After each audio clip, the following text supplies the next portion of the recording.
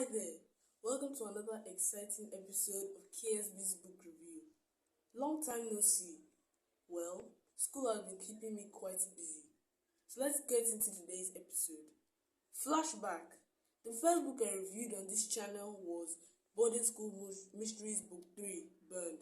And today, the book we'll be reviewing is Boarding School Mysteries Book 4, Poisoned, written by Christy Hall.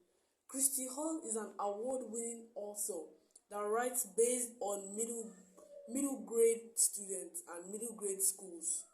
She has an experience as a class teacher, although she's retired now, and she lives in Texas with 3 children.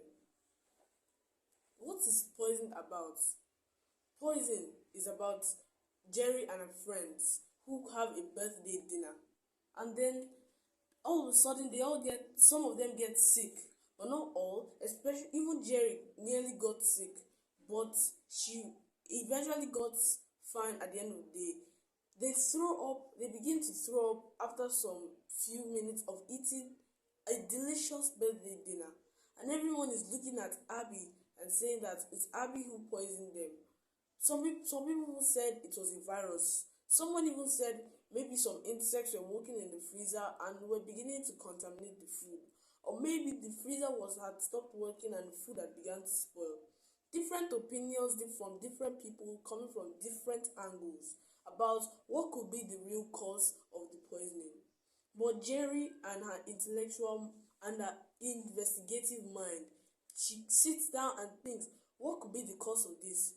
But she begins to ask more questions than getting answers, and she eventually goes to a gardener, to the school gardener, and the gardener borrows her a book, and she finds out about some poisonous food, some food that you say, oh, potatoes are not poisonous. We eat potatoes every day, but the leaves of potatoes or the head of potatoes can be found poisonous, especially when they are raw.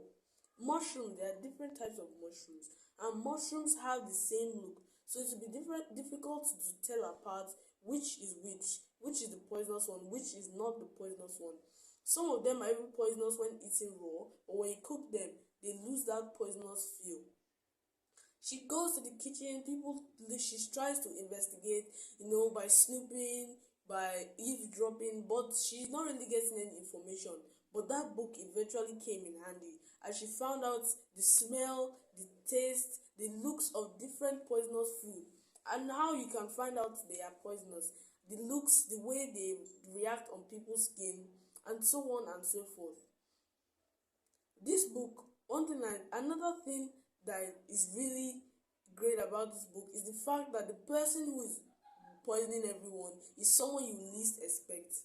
When I was reading the book, I was even beginning to think that it was the gardener who was poisoning everybody, because he was able to get to the grocery basket and all the food that was being delivered to the school dining hall.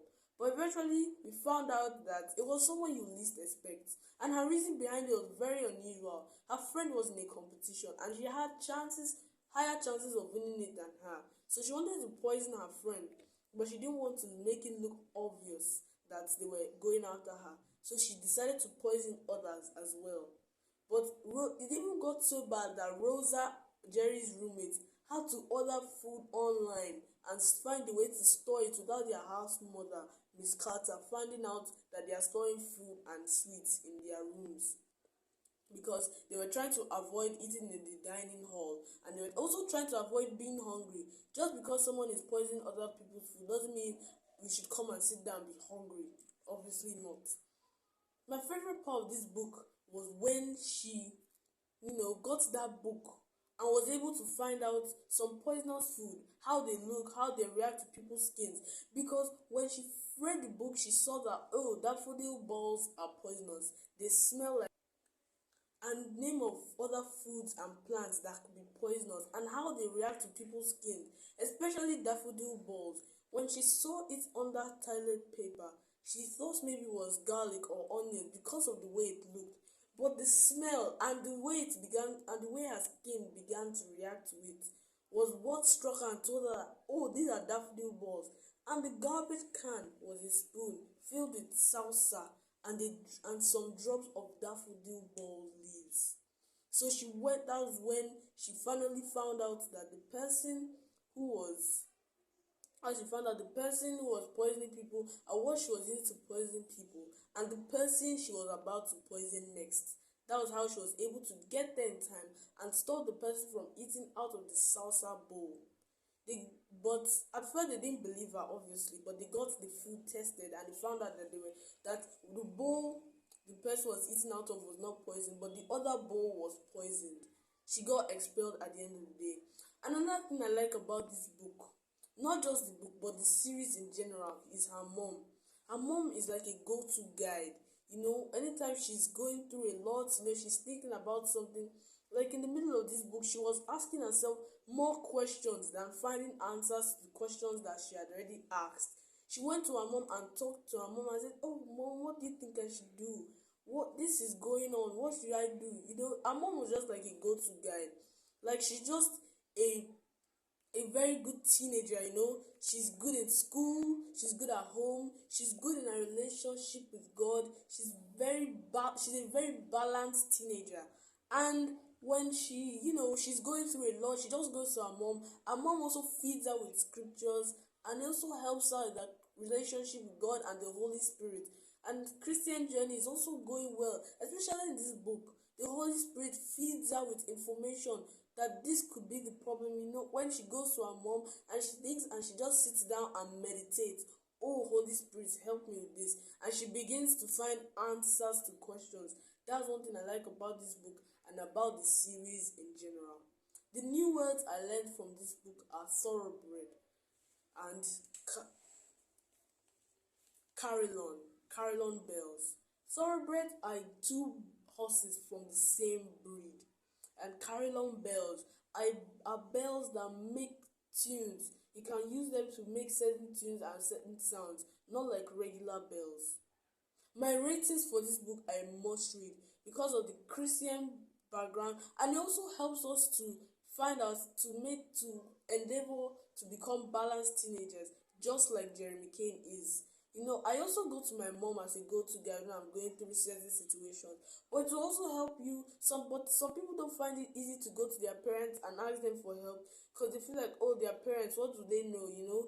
But this book will help you, especially Jeremy Kane. The behavioral characteristics of Jeremy Kane strike out as a very, very unique and distinct character. She's someone to look up to. She's a role model. And that's one thing I like about the book.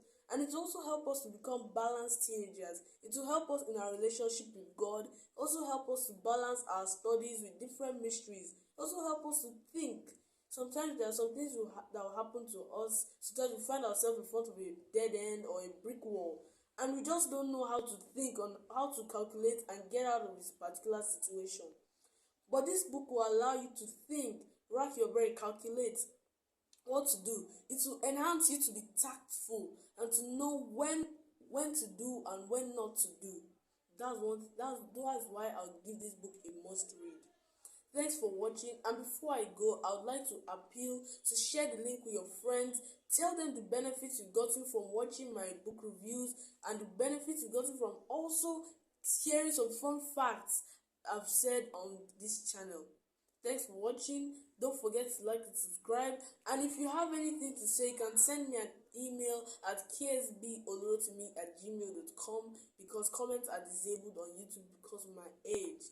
Just subscribe if you're new and drop a like so I'll see that you watch the video. Thanks for watching. I'll see you in my next one. Bye.